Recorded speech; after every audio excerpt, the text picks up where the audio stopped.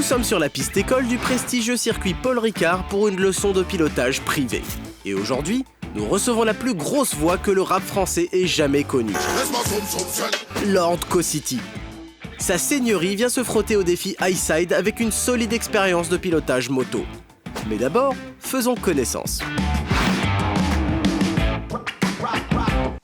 Alors comment tu veux que je t'appelle? Thierry? Cos? Tu peux m'appeler Thierry si tu veux. Thierry? Ouais, ma mère m'a appelé Thierry, qu'est-ce que tu veux que je te dise? J'ai pas choisi, mais bon. Donc je parlais de ton invitation dans l'émission à différentes générations de personnes. T'as les jeunes qui disent non, je vois pas qui c'est. Et puis quand tu leur fais écouter les musiques, en fait ils connaissent tous. Non, mais c'est vrai, ils connaissent pas ma tête. C'est culturel. Ils connaissent pas ma tête, mais j'ai remarqué que les gens, en fait, ils connaissent plus mes chansons et ma voix que ma tête. Parce que c'est vrai que je passe pas beaucoup à la télé, moi. Je préfère la discrétion, tu vois. C'est ça, tu la cultives, cette discrétion. Voilà, un peu comme Mylène Farmer, mais dans un autre style, quoi. Tu vois. Qu'est-ce que tu deviens? Qu'est-ce que tu fais? C'est quoi ton actualité? Bah écoute, moi là, je suis en train de bosser sur 3 nouveaux projets musicaux, quoi, 3 albums en fait. D'accord. Je fais du dancehall, du reggae et du rap. C'est vrai que les gens ils connaissent plus le alors côté... je suis plus connu dans le rap, quoi. Bah oui, avec NTM, avec NTM, et voilà, BOSS, For My People, toute cette génération-là. Bon, c'est vrai qu'on a fait des titres qui passent encore aujourd'hui, quoi. Quel jeune tu vois percer dans le rap aujourd'hui? Bah nous, on est fiers de Sofiane, parce qu'il vient du 9-3. Moi, c'est vrai que mon histoire dans le rap, elle est très rattachée à tout ce qui est banlieue et a fortiori le 9-3 en fait. D'accord. Donc quand je vois le succès d'artistes comme... T'es fier de voir des gars comme ça, effectivement, oui, c'est-à-dire que de ces quartiers-là en plus continuer de sortir et de percer, quoi.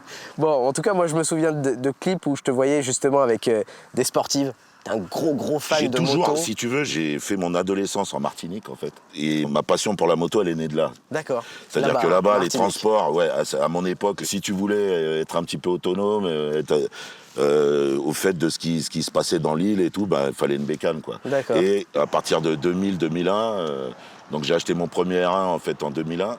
Et j'en ai eu plusieurs. D'accord. Et on allait faire les concerts, on avait 2 R1, 2 GSX-R, et on allait faire des concerts partout, en Suisse, Belgique, Luxembourg. C'est quoi le truc avec cette moto en fait? Parce que c'est souvent celle-là que j'ai vue en plus. Moi, j'ai toujours été attiré par l'esthétique des superbikes, si tu veux, qui ressemblaient aux MotoGP, aux motos de Grand Prix. Il y avait la YPVS qui était pas très belle, mais qui avait quand même du succès. Et après, ils ont sorti la TZR 125, qui ressemblait déjà plus à une bécane de circuit. Et vu que chaque marque avait un modèle équivalent. Avec le beau cadre en alu, le bras. Donc tu avais les RG Gamma chez Suzuki, tu avais la NSR 125, la NSR chez Honda. Et quand Yamaha a sorti le R1, en 98, c'est ça. Et c'était l'une des plus belles bécanes sur le marché. Et moi, j'ai suivi, j'ai bien suivi cette période de 98 jusqu'à aujourd'hui, quoi. Donc, j'ai eu un Hayabusa, j'ai eu un 1000 CBR, j'ai eu un Super Duke, j'ai eu un XJR 1200. Bon, je crois que t'as même eu une Buell une fois dans tes clips. Une Buell. J'ai eu aussi même une Confederate. Ah ouais, ça c'est plus rare déjà, d'accord. Ouais, tu vois, j'allais chercher vraiment des choses vraiment très pointues. L'esthétisme et aussi cette culture-là, quoi, tu vois. La bécane, c'est la liberté, tout simplement, les cheveux au vent, pour ceux qui en ont. Tu vois, voilà, tu vois, je veux dire. Et ouais, tu vois, et puis la bécane, je pense que ça fera toujours partie de ma vie.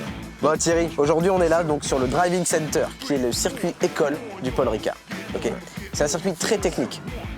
Et tu dois poser le genou, ou mettre un certain angle avec la moto. Si tu réussis le défi, tu repars avec une coupe en titane. Voilà. Ah, ça c'est sympa déjà. Ça c'est plutôt sympa. Sympa. Donc la moto, tu vas pas être dépaysé. Ouais. J'étais obligé de prendre un truc que tu connais, la dernière Yamaha R1. Ça c'est vraiment un grand kiff. Je l'ai vu tout à l'heure, elle est vraiment magnifique cette Tu veux moto. qu'on aille la découvrir? Allez, on y va. Là voilà, Yamaha R1. Donc les standards actuels, 200 chevaux, 200 kg à peu près. Hein. Un truc de ouf, on va pas chipoter sur les miettes. Quand tu vas essayer cette moto, tu vas avoir l'impression que tu essayes un V4. C'est beaucoup plus agressif qu'avant, beaucoup plus. Ah ouais. Beaucoup plus léger aussi. Il y a aussi plein d'assistances électroniques. Plein, dans tous les sens. Vas-y, monte dessus, je t'en prie. Ah là, tu me fais un vrai kiff. Et en plus, c'est vrai qu'elle... C'est petit, tu as vu comme c'est petit? Ouais, c'est tout petit. C'est ultra compact, hyper fin.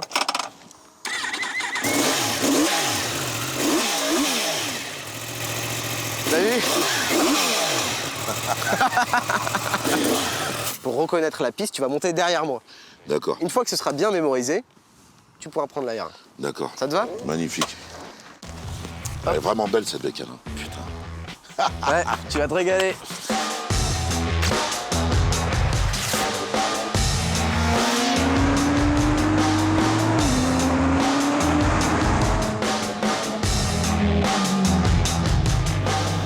Ah, t'es une carcasse, hein. Ah la vache, t'es un beau bébé, hein. On commence l'apprentissage par quelques tours en duo afin que le Lord puisse apprécier la courbure des virages depuis son perchoir. Là, on va rentrer dans la partie un peu sinueuse du tracé, tu vois. Ici, c'est un peu plus physique. Tu vas voir, il va y avoir des changements d'angle très lents. Il faut toujours s'appliquer. Vaut mieux avoir toujours sur circuit une corde tardive. Voilà, faut pas rentrer trop tôt dans les virages. Tu vois, des fois, tu peux avoir l'impression que c'est trop tard. Ouais. Mais non, parce que regarde, la corde, elle est là. Tu vois. En fait, j'ai remarqué que t'as des plots pour... les plots, ils servent de repère. T'as l'œil, toi. Ouais. Non, mais ça paraît évident, mais il y a beaucoup de monde qui les voit pas, en fait, ces plots-là. Faudra pas l'oublier tout à l'heure. Ouais. Thierry est très à l'aise et analyse très bien le terrain. La vitesse ne l'impressionne pas du tout, ce qui est bon signe pour la suite. Est-ce que ça va pour l'instant? On dirait ma grand-mère qui pilote. On peut accélérer un petit peu si tu veux. Non, c'est bon. On va quand même accélérer un petit peu.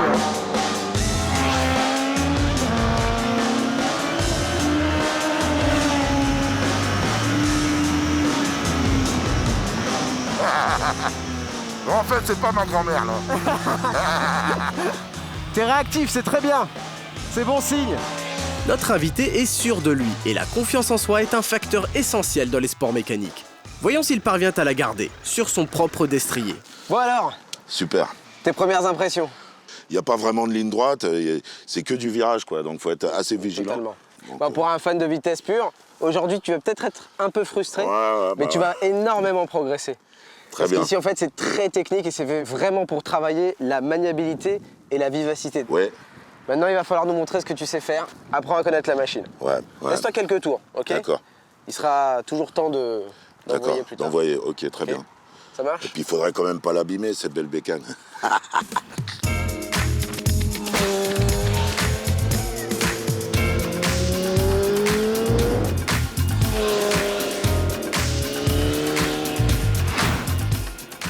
Comment tu te sens sur ce terrain? Ouais, je commence à m'habituer, mais c'est vrai qu'elle est très péchue, quoi. C'est différent par rapport à avant, hein? Ah ouais, c'est vrai qu'elle est différente du CBR. La nouvelle Yamaha R1 est nettement plus nerveuse que les sportives qu'a connues Thierry. Mais avant de faire parler la puissance, on va se focaliser sur les virages. On freine, on se met bien à droite. On place son corps pour le virage à gauche. Changement d'angle. On tourne la tête. Et on fait une corde tardive. Tu vois, la corde, elle est là. Bam. Et hop, c'est parti, je rejoins la corde. Là où il y a le plot. Tu l'avais bien repéré tout à l'heure que sur les virages les plus lents, il y a effectivement des plots. Ouais, Tout va bien? impeccable. Le mec, il est d'un calme olympien, quoi.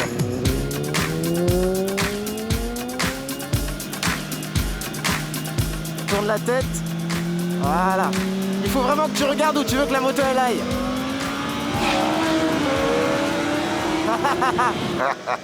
Un petit wheeling en un tour. Thierry est rassurant, il écoute et exécute chaque conseil, sans se précipiter. Son seul défaut, c'est qu'il rentre encore trop tôt dans les virages. Non, là t'es rentré trop tôt. Tu vois, Ouais. direct. Ah, ça pardonne pas, hein. Ouais, ça rigole pas, là. Hop là, hop là. Je préfère que tu ailles pas sur les lignes blanches. Ok. C'est plus prudent.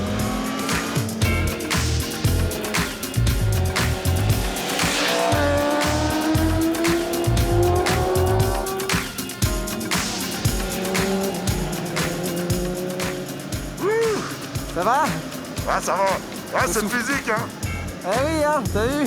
Il est temps de faire une petite pause musculaire pour notre célébrité et de débriefer afin de tout remettre dans le bon ordre, à commencer par la position. Quand tu déhanches, t'as le genou sorti, mais ton autre jambe, t'as encore une marge de ouf, t'es comme ça. Ouais. Moi, quand je déhanche, mon genou, il est collé contre mon réservoir. Tu vois la différence? Ok. Celle-là, il faut qu'elle te donne un maximum de souplesse vers le côté où tu veux pencher. Allez, vas-y. Thierry semble avoir pigé le truc. Il ne reste plus qu'à appliquer. Très bien, là c'est un beau déhanché que tu me fais là, voilà, je veux que tu me fasses ça dans tous les virages. Extérieur, et on y va. C'est bien, c'est propre ça. On va aller travailler notre vitesse dans le grand cercle blanc là-haut là. Ça y est, les trajectoires sont mémorisées et la position de conduite est idéale. La dernière chose qu'il manque pour limer le slider, c'est la vitesse de passage. On y va. Tu touches pas au frein, tu fais confiance à ta moto, tu la penches et tu la laisses vivre, ok? D'accord. Allez, vas-y. Allez. Allez, vas-y. Wouhou! C'est bon ça! Yes!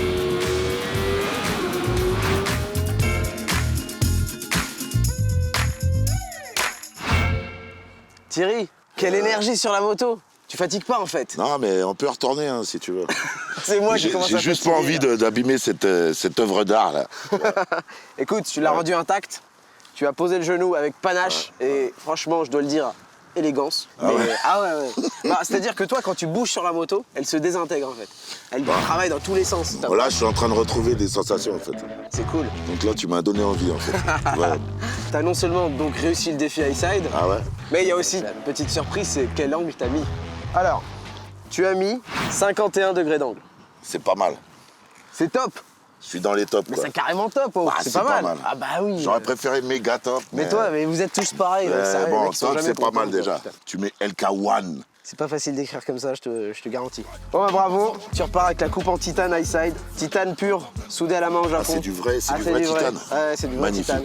C'est Lord Coco. Voilà. Dans Highside, side. Quand je joue sur le beat, ça me donne le smile. Énorme. Highside, c'est super. À Allez, bientôt et je vais derrière. revenir.